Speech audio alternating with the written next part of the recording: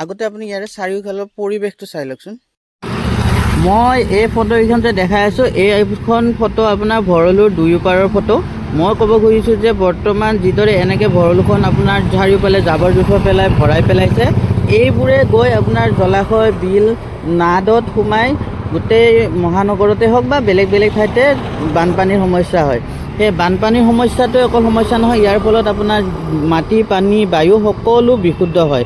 আৰু এইটো কাৰণে আপোনাৰ যেতিয়া মই গছ ৰুব যাওঁ তেতিয়া মই মোৰ নালত যেতিয়া গাঁত খান্দো তেতিয়া মোৰ প্লাষ্টিক সোমাই আহে। অকল এইটোৱে নহয়, মোৰ প্লাষ্টিক সোমোৱাটো মোৰ প্ৰব্লেম নহয়, প্ৰব্লেম এইটো যে সেই ঠাইত যিখিনিত গছ ৰুব যাওঁ সেইখিনিত গছ হ'ব নোৱাৰে, মানে মাটিৰ উৰ্বৰতা শক্তিয়ে নাই।